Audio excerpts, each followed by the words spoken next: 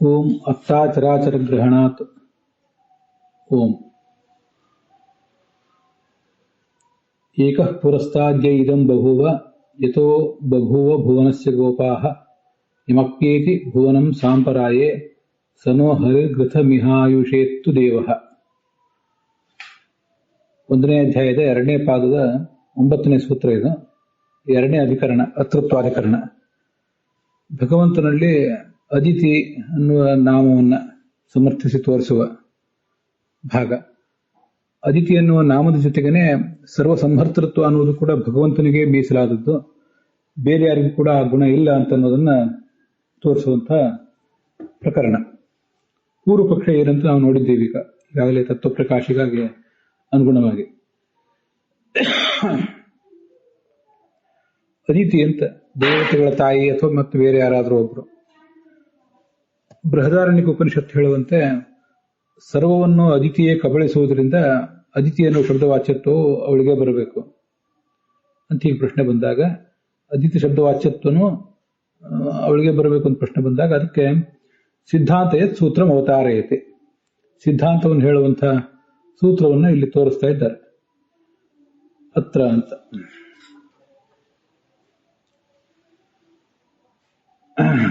ಅತ್ರ ಉಚ್ಯತೆ ಅಂತ ಆಚಾರ್ಯರ ವಾಕ್ಯ. ಇಲ್ಲಿ ಉತ್ತರ ಹೇಳಲ್ಪಡುತ್ತದೆ ವೇದವ್ಯಾಸರಿಂದ, ಅತ್ತಾಚರಾಚರ ಗ್ರಹಣಾತ್ ಎಂಬ ಮಾತಿನಿಂದ.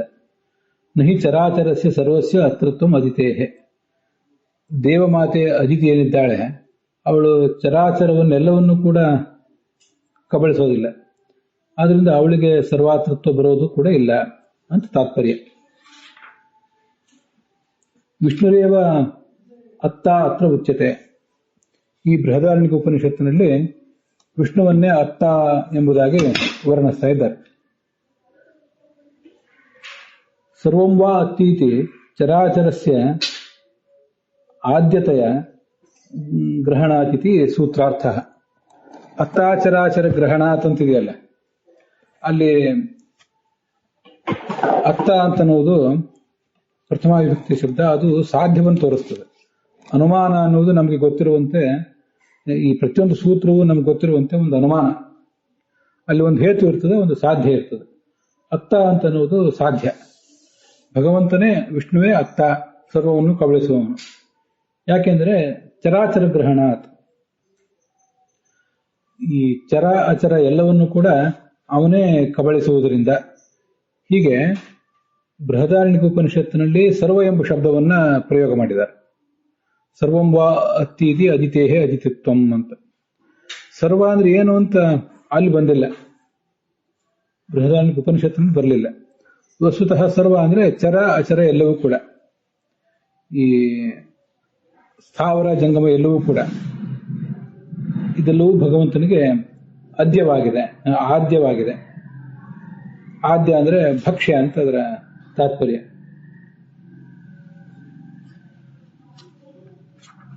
ಹೀಗೆ ಭಕ್ಷ್ಯ ಎಂಬುದಾಗಿ ಅದನ್ನ ಪುರಾಣಗಳು ಮತ್ತೆ ಉಪನಿಷತ್ತುಗಳು ಗ್ರಹಣ ಮಾಡಿವೆ. ಸ್ಥಾವರ ಜಂಗಮಾತ್ಮಕವಾದ ಸಮಸ್ತ ಪ್ರಪಂಚವನ್ನು ಕೂಡ ಭಕ್ಷ್ಯ ಎಂಬುದಾಗಿ ಗ್ರಹಣ ಮಾಡಿರುವುದರಿಂದ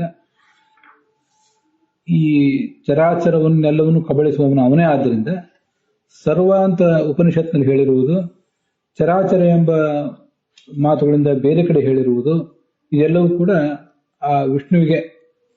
ಆದ್ದರಿಂದ ಅವನನ್ನೇ ನಾವಿಲ್ಲಿ ಅದಿತಿ ಎಂಬ ಶಬ್ದದಿಂದ ತಿಳ್ಕೊಳ್ಬೇಕು ಅಂತ ಅದರ ತಾತ್ಪರ್ಯ.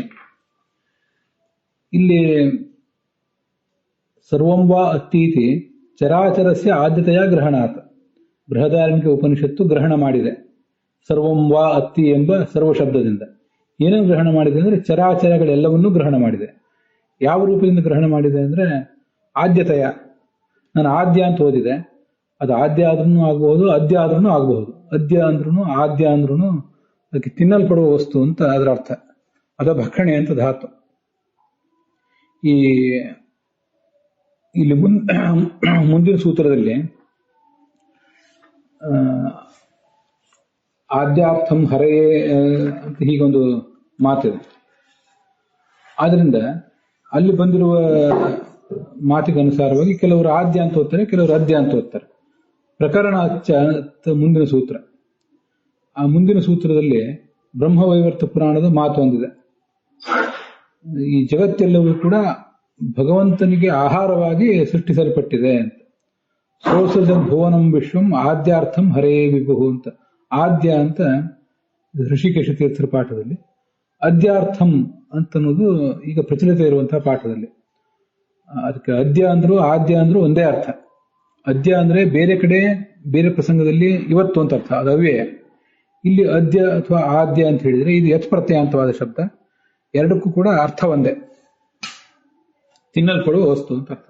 ನೀವು ಅದ್ಯಾರ್ಥಂ ಅಂತಾದ್ರೂ ಓದ್ಬಹುದು, ಆದ್ಯಾರ್ಥಂ ಅಂತಾದ್ರೂ ಓದ್ಬಹುದು. ಚರಾಚರ ಗ್ರಹಣೇಪಿ ಕುತೋ ನ ಅದಿತೇಹೇ ಅತೃತ್ವಂ ಇತ್ಯತಃ.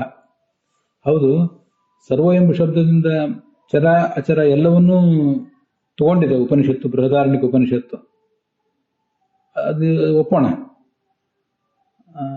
ಆದರೆ ಅದಿತಿಗೆ, ಈ ನಾವು ವಿಷ್ಣುಗಿಂತ ಭಿನ್ನವಾದ ಈ ಅದಿತಿಗೆ ಅತೃತ್ವ ಯಾಕಿಲ್ಲ?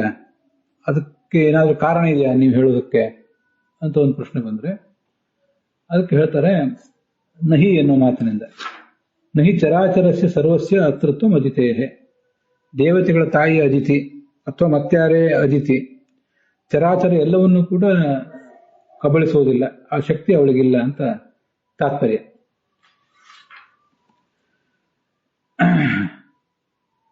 ಚರಾಚರಸ್ಯ ಇತಿ ಸೂತ್ರಾಕ್ಷರಾಣಿ ಅನೂದ್ಯ ಶ್ರುತ್ಯನುಸಾರೇಣ ಸರ್ವಸ್ಯ ಇತಿ ವ್ಯಾಖ್ಯಾನಂ. ಇಲ್ಲಿ ನೋಡಿ, ಆಚಾರ್ಯರು ತಮ್ಮ ಭಾಷ್ಯವಾಕ್ಯದಲ್ಲಿ ಚರಾಚರಸ್ಯ ಸರ್ವಸ್ಯ ಅಂತ ಹೀಗೆ ಶಬ್ದ ಪ್ರಯೋಗ ಮಾಡಿದ್ದಾರೆ. ಆ ಥರ ಅವರು ಶಬ್ದ ಪ್ರಯೋಗ ಮಾಡುವ ಮೂಲಕ ಈ ಉಪನಿಷತ್ತಿನಲ್ಲಿ ಸರ್ವ ಅನ್ನೋ ಶಬ್ದ ಇದೆ, ಸೂತ್ರದಲ್ಲಿ ಚರಾಚರ ಎಂಬ ಶಬ್ದ ಇದೆ. ಚರಾಚರಸ್ಯ ಸರ್ವಸ್ಯ, ಸರ್ವ ಅಂದ್ರೆ ಎಲ್ಲವೂ ಕೂಡ. ಯಾವುದು ಎಲ್ಲವೂ? ಚರ ಮತ್ತು ಅಚರ ಎಲ್ಲವೂ. ಮೊದಲು ಸೂತ್ರದಲ್ಲಿರುವ ಚರಾಚರ ಎಂಬ ಶಬ್ದವನ್ನ ತಗೊಂಡಿದ್ದಾರೆ ಆಚಾರ್ಯರು.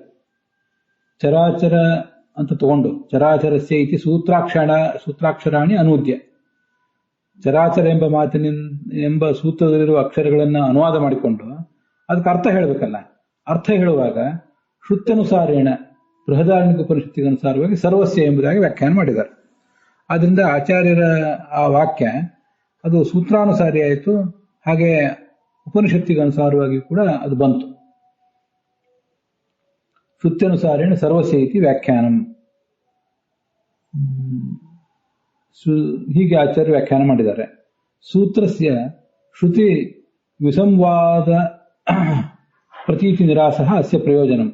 ಆಯ್ತು, ಈಗ ಯಾಕೆ ಮಾಡಿದ್ದಾರೆ ಅಂತ ಪ್ರಶ್ನೆ ಬರಬೇಕಲ್ಲ. ಸರ್ವ ಎಂಬ ಶಬ್ದ ಉಪನಿಷತ್ತಿನಲ್ಲಿದೆ, ಚರಾಚರ ಎಂಬ ಶಬ್ದ ಸೂತ್ರದಲ್ಲಿದೆ. ಅವೆರಡನ್ನೂ ಇವರು ತಗೊಳ್ಳುವುದಕ್ಕೆ ಏನಾದರೂ ಬೇರೆ ಪ್ರಯೋಜನ ಇದೆಯಾ? ಹಾಗೆ ಮಾಡಿದರು ಅಂತ ಅನ್ನೋದು ಸರಿ. ಸೂತ್ರದಲ್ಲಿರುವ ಅಕ್ಷರಗಳನ್ನು ತಗೊಂಡು ಚರಾಚರ ಎಲ್ಲವೂ ಅಂತ ಹೀಗೆ ಮಾಡಿದರು ಅನ್ನೋ ವಿಷಯ ನಮ್ಗಲ್ಲಿ ಕಾಣಿಸ್ತಾ ಇದೆ. ಹಾಗೆ ಮಾಡ್ಲಿಕ್ಕೆ ಏನು ಪ್ರಯೋಜನ ಅವರಿಗೆ ಅಂತ ಪ್ರಶ್ನೆ ಬಂದ್ರೆ, ಇಲ್ಲಿ ಒಂದು ಸೂತ್ರಕಾರರ ಸೂತ್ರ ರಚನಾ ಶೈಲಿಯ ಮೇಲೆ ಬರುವ ಆಕ್ಷೇಪವನ್ನ ಪರಿಹಾರ ಮಾಡುವ ಉದ್ದೇಶ ಇದೆ ಆಚಾರ್ಯರಿಗೆ. ಅದಕ್ಕಾಗಿ ಹೀಗೆ ಮಾಡಿದ್ದಾರೆ. ಅದೇನು ಅಂದ್ರೆ, ಬೃಹದಾರಣ್ಯಕ ಉಪನಿಷತ್ತಿನಲ್ಲಿ ಸರ್ವಂ ವಾ ಅದಿತೇಹೇ ಅತೃತ್ವಂ ಅಂತ ಬಂತು. ಎಲ್ಲವನ್ನೂ ಕಬಳಿಸುವವಳು ಈ ಅದಿತಿ ಅಂತ. ಹಾಗಾದ್ರೆ ಬೃಹದಾರಣ್ಯಕ ಉಪನಿಷತ್ತಿನಲ್ಲಿ ಸರ್ವ ಎಂಬ ಶಬ್ದ ಇದೆ. ಮತ್ತೆ ಆ ಬೃಹದಾರಣ್ಯಕ ಉಪನಿಷತ್ತೇ ನಮಗೀಗ ಇಲ್ಲಿ ವಿಷಯ ವಾಕ್ಯ ನಾವು ಚರ್ಚೆ ಮಾಡಲಿಕ್ಕೆ ಹೊರಟಿರುವುದು. ಆ ಬೃಹದಾರಣ್ಯಕ ಉಪನಿಷತ್ತಿನಲ್ಲಿ ಪ್ರತಿಪಾದಿತವಾದ ಅದಿತಿ ಯಾರು ಅಂತ. ಪ್ರತಿಯೊಂದು ಸೂತ್ರಕ್ಕೂ ಕೂಡ ಒಂದು ವಿಷಯ ವಾಕ್ಯ ಅಂತ ಇರ್ತದಲ್ಲ, ಅದು ಈ ಬೃಹದಾರಣ್ಯಕ ವಾಕ್ಯವೇ ಇಲ್ಲಿ. ಮತ್ತೆ ಆ ಬೃಹದಾರಣ್ಯಕ ಉಪನಿಷತ್ತಿನಲ್ಲಿ ಚರಾಚರ ಅನ್ನೋ ಶಬ್ದವೇ ಇಲ್ಲ. ಅದು ಸೂತ್ರಕಾರರು ಚರಾಚರ ಅಂತ ಯಾಕೆ ಶಬ್ದ ಪ್ರಯೋಗ ಮಾಡಿದ್ರು ಅಂತ ನಮಗೊಂದು ಸಂಶಯ ಬರ್ಬೋದು.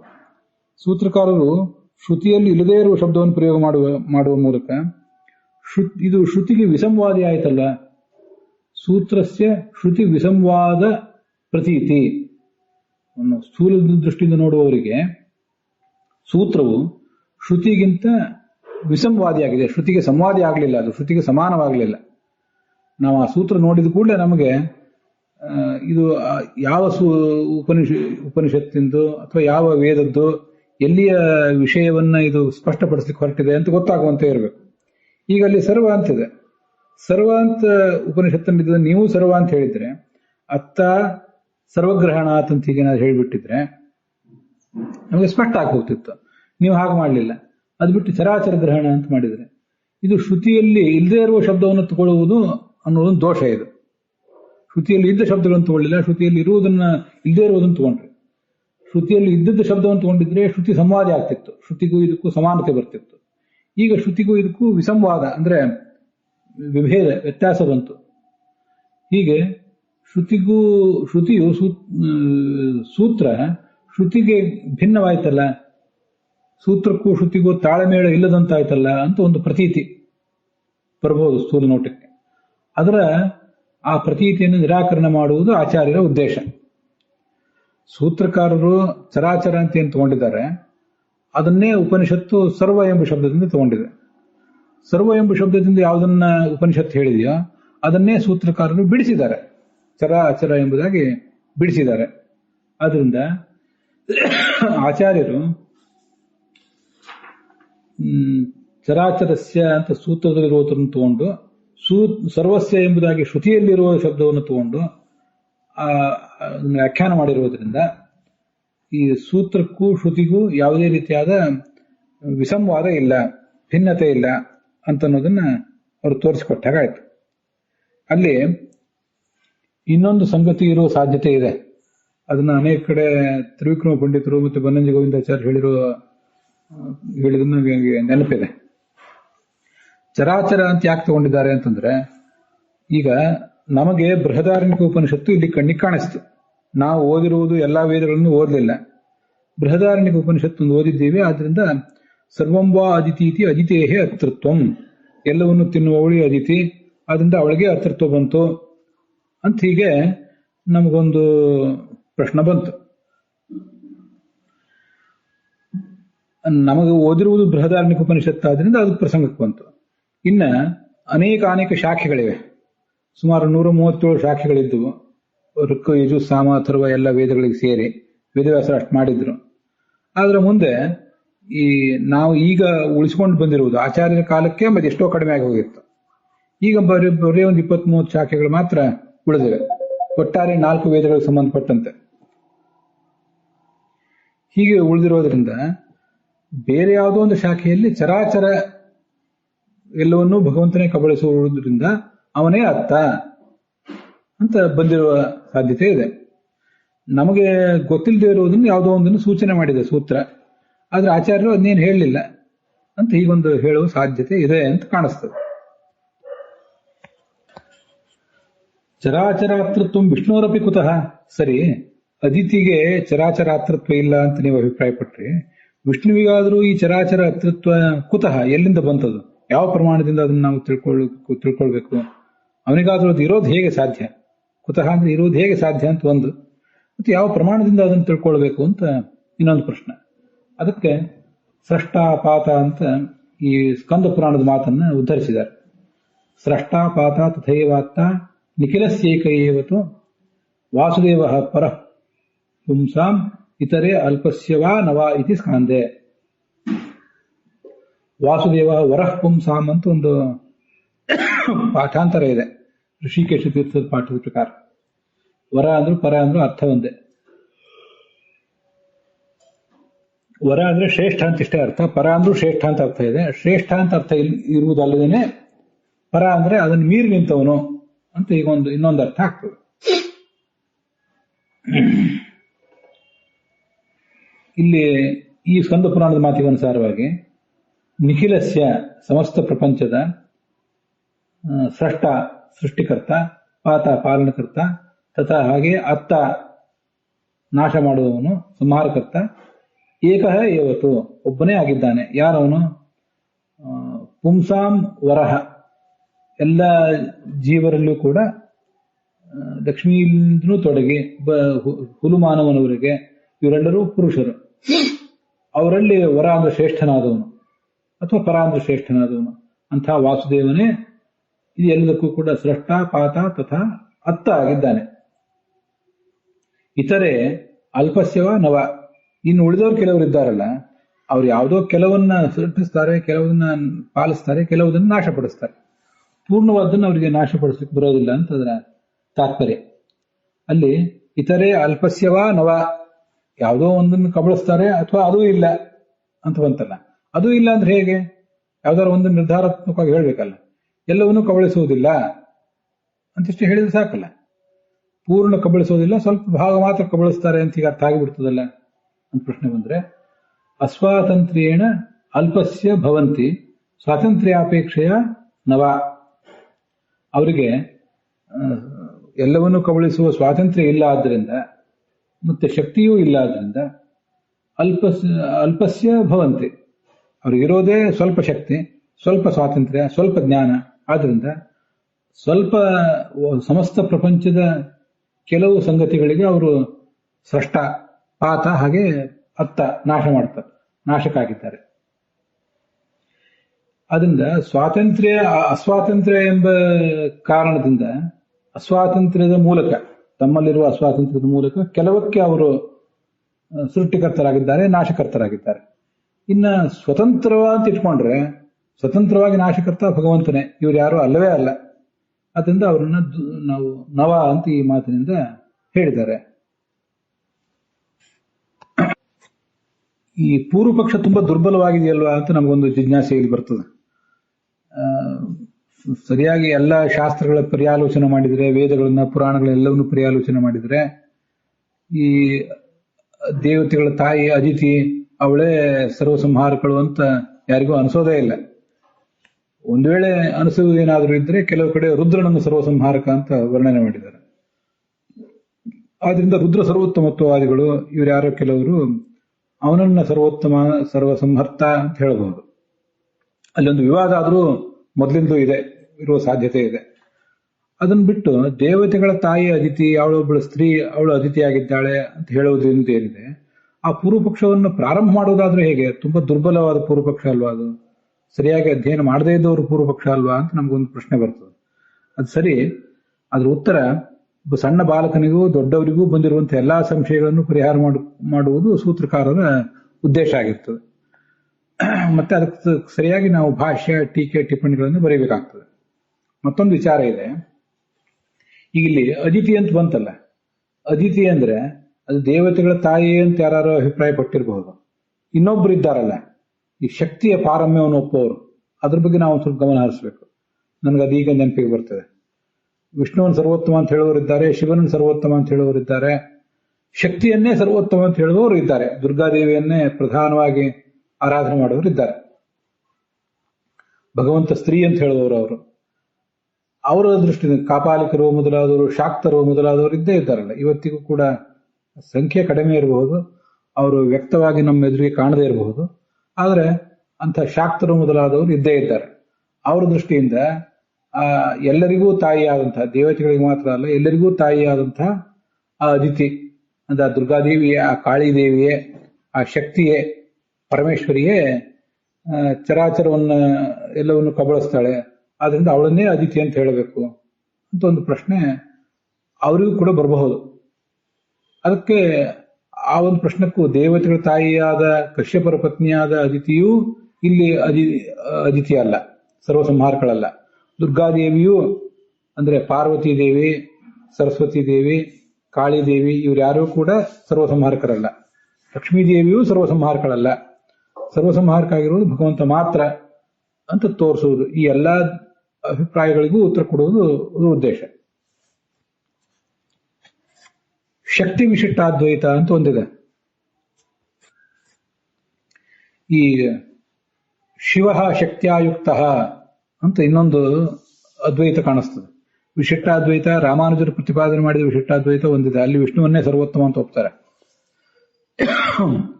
ಇನ್ನು ಶಕ್ತಿ ವಿಶಿಷ್ಟಾದ್ವೈತ ಅಂತ ಇನ್ನೊಂದಿದೆ. ಇದು ಅದ್ವೈತದ್ದೇ ಮತ್ತೊಂದು ಕವಲು. ಅದ್ವೈತದಲ್ಲಿ ಶಂಕರಾಚಾರ್ಯರು ಅಥವಾ ಅವರ ಶಿಷ್ಯರು ಯಾರೋ ಇದನ್ನು ಪ್ರತಿಪಾದನೆ ಮಾಡಿದ್ದಾರೆ ಅಂತಲ್ಲ.